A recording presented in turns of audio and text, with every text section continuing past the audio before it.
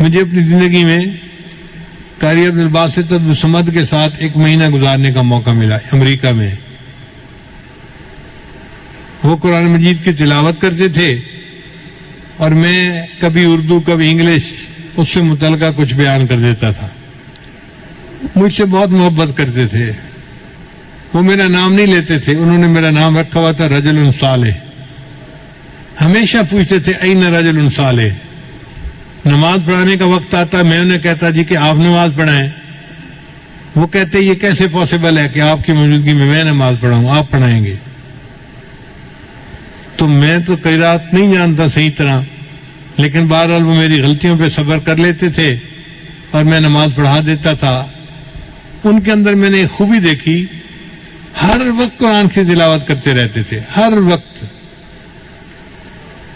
یعنی ہم لوگ تو رمضان میں وقت کا خیال کرتے ہیں نا کہ جی قرآن پڑھیں فارغ نہ بیٹھیں. ان کی پوری زندگی کا یہ معمول تھا. ہم نے اندازہ لگایا کہ وہ شاید 1 قرآن مجید روزانہ پڑھنے کے عادی تھے. ان کے بیٹے سے ہم نے پوچھا, اس نے کہا جی ابو تو ہر وقت بیٹھے قرآن پڑھ رہے ہوتے ہیں, امی کوئی بات پوچھتی ہے تو وہ تلاوت کو ایک جگہ روک کر جواب دیتے ہیں, پھر پڑھنا شروع کر دیتے ہیں. امی کہتی ہے ان سے تو بات کرنے کا مزہ ہی نہیں ہے, جواب ہی نہیں دیتے صحیح طریقہ سے. اور ان سے پوچھیں تو وہ کہتے ہیں بھائی میں اللہ کا قرآن پڑھ رہا ہوں, مجھے باتیں کرنے کی ضرورت ہی کیا ہے, مجھے کوئی ضرورت نہیں باتیں کرنے کی. ہم دن رات کے کسی بھی حصے میں جب گئے ان کو ملنے کے لیے, ہم نے دیکھا کہ وہ بیٹھے قرآن پڑھ رہے ہیں.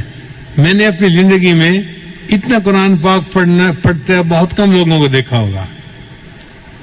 ایک بات مجھے اکثر جو ہے وہ پریشان کرتی تھی کہ اگر نیکی ان کی طبیعت میں اتنی ہے, کوئی فالتو بات نہیں, کوئی دنیا کی بات نہیں, سیاست کی بات کرو تو وہ ایسے بونگے بن کے بیٹھے ہوتے تھے جیسے پتہ ہی نہیں ان کو کیا ہو رہا ہے, کوئی دلچسپی تھی نہیں.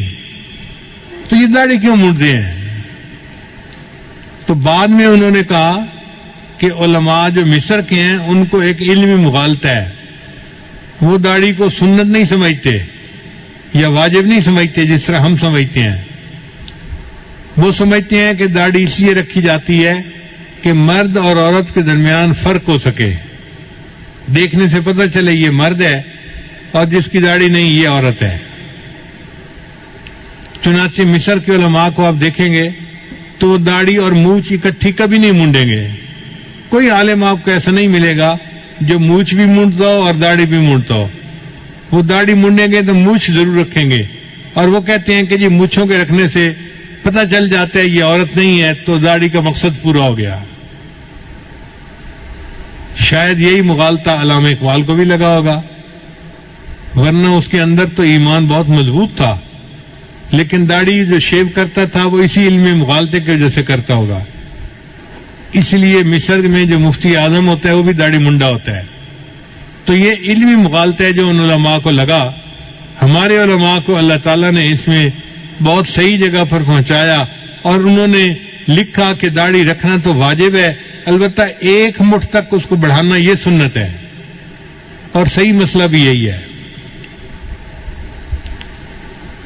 تو بہرحال ان کی ہم نے قرات مختلف موقعوں پہ سنی.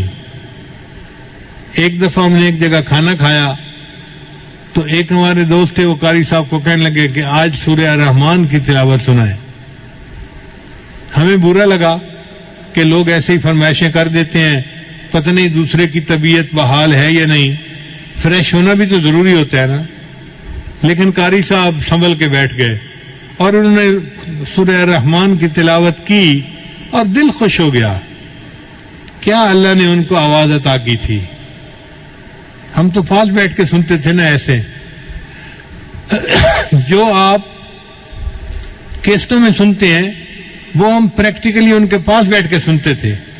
تو میں اللہ کے اس جو ہے وہ نعمت پہ حیران ہوتا تھا, یا اللہ آپ نے ان کو کیسی مترنم آواز دی ہے, کیسا گلا دیا ہے جو قرآن مجید کو اتنا خوبصورت طریقے سے پڑھتا ہے.